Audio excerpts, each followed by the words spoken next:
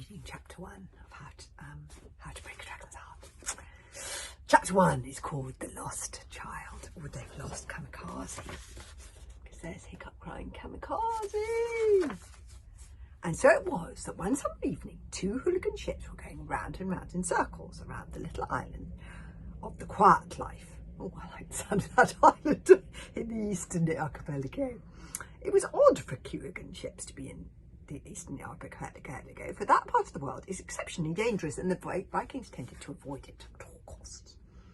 There are many, many horrors in the eastern archipelago. The only reason that the hooligans were there at all was because they were helping Big Booby Bertha search for her missing daughter.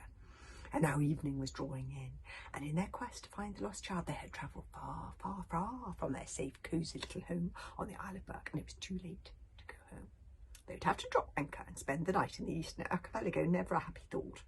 But where could they camp? All the lands to the north and east were part of Ugly Thug's territory, and the Ugly Thugs were slavers and the wickedest pirates in the barbaric world, and they had a tendency to kill any uninvited visitors on the spot. Oh, that's not very friendly. Besides, a lot of their beaches were haunted. Of course, that was the island of Berserk. But then again, the Berserkers went crazy on a full moon and howled like dogs and fed people in basket to some nameless thing that lived in the wildness of the wood, and that doesn't sound very restful either. So that left the island of the Quiet Life as the only safe place in the eastern archipelago to spend the night, which was why the hooligans had spent the last hour and a half going round and round in circles, searching for the perfect camping spot. I don't know why this is reminding me of my dad looking for the perfect camping spot. Many times in my childhood did we do that. Anyway, halt! Shouted Sherrick the Vast. Oh, hear his name and tremble. Ugh, ugh, the chief of the hairy hooligan tribe. He was an impressive figure with a magnificent red beard like a lion's mane that had been vigorously backcombed by maniacs. Rest your oars a moment! Stoic turned to his son. Hiccup lent his hand at the third, who was standing beside him on the deck of the Fat Penguin, peering anxiously over the figurehead, shielding his eyes from the setting sun as he scanned the horizon. Hiccup was the most unlikely heir to the hooligan tribe, an ordinary-looking boy with red hair and long, skinny limbs, and a kind of anxious, freckled face that was easy to overlook in a crowd. "Now, Hiccup," said Stoic importantly, "I want you to watch what I do carefully here. A chief has to be absolutely sure that he finds a safe spot to camp. The well-being of his entire tribe depends on him finding the perfect camping spot." "Yes, but we've been looking for ages now," Hiccup pointed out, "and there was a place back there on the island of the Quiet Life that looked really quite nice." "Too exposed," pronounced Stoic gravely. "The perfect spot should be sheltered from wind and sudden storms." "Yes, but Father, we're quite tired and it's getting dark and the eastern archipelago is very dangerous." That's Stoic looking out for the perfect camping spot through his sort of looking glassy thing. "Very dangerous," Hiccup said. "What about all these other places we looked at?" "Too muddy, too many jellyfish, too many places to pitch, not enough places to pitch the tents, no lookout area," says Stoic. "You need to find the perfect spot, Hiccup." He patted Hiccup condescendingly on the back. "That's why I'm the captain, son. Watch and learn, my boy. Watch and learn." That's Stoic telling you. "Watch and learn, my boy." Stoic stalked off enthusiastically to look for other suitable spots, while his crew rested their weary arms and grumbled mutinously. Somebody said that perhaps if Stoic was so keen to find the perfect camping spot, he might like to take a turn on the oars. But they said it very quietly so that Stoic couldn't hear. "I hate camping," said Fishlegs, Hiccup's best friend. "It does terrible things to my asthma." Fishlegs was a tall, spindly runnabino of a boy who had asthma as well as eczema and was allergic to wheat and dairy, not to mention dragons. "This is all your fault, Useless," snarled Snotlout, Hiccup's cousin. Snotlout was a large, arrogant adolescent with a natural air of leadership and a lot of skeleton tattoos. He spat thoughtfully into the sea. "We wouldn't be out here looking for a lousy little bug burglar if you hadn't turned your father soft so that he'd made allies with those mud-trotting females. No hopers," sneered Snotlout. "Before you started interfering, there was an excellent saying, the only good bog burglar..." On his voice, it is a dead bog burglar. "And what I say is if we find her dear ickle bog burglar corpse floating down that gorge over there tomorrow morning, I, for one, will not be blubbing into my cocoa." snorted Dog's Breath of Durbrain, Snotlout's friend and fellow bully. You're such a charmer, snot out. Snapped Hiccup. No wonder you make friends so easily. But seriously, drawled Slot out. Look around you, useless. You and your father have really put us in danger here. We've drifted into ugly thug territory.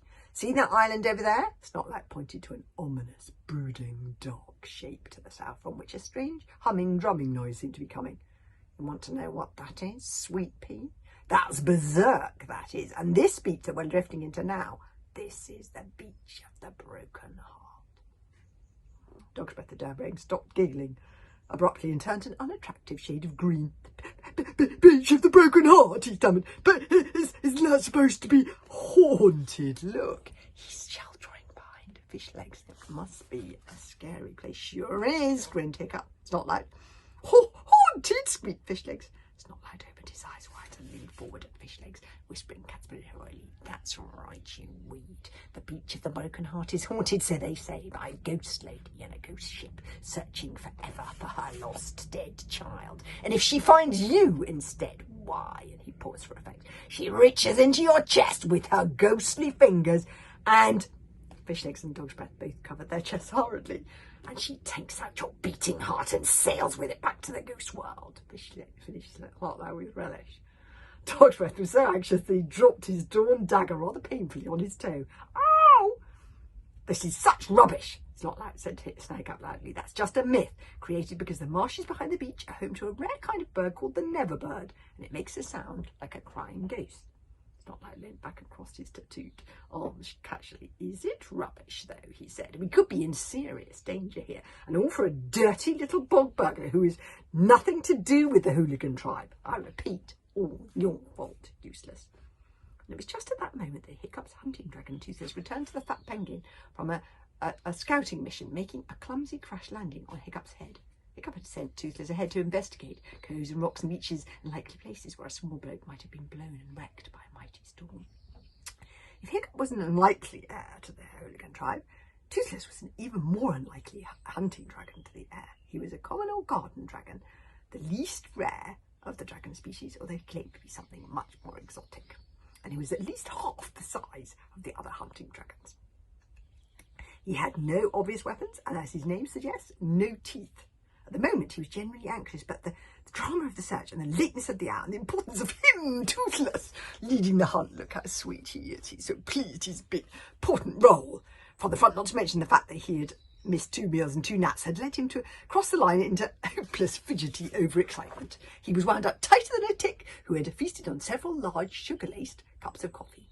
Toothless always had a stammer, but now he was so beside himself he couldn't even get the words out. He just jumped up and down on Hiccup's head, pointing his wings at the beach of the broken heart. "What is it, Toothless? What is it?" asked Hiccup.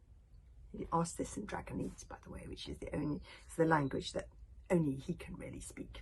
It's the language of the dragons. Stoic, who was squinting all around him and discussing with his second-in-command the relative merits of different camping areas, spotted Toothless pointing and turned his telescope towards the beach of the broken heart. "Well, that's not a suitable camping spot," Stoic grunted, but then he stopped. "Hold a second! What's that?" "There's something on that beach over there." We'll have to have chapter 2 tomorrow. This really is a good one. I love this book. That's the Viking thing, telescopy thing that Stoic's looking through. We'll have chapter 2 tomorrow.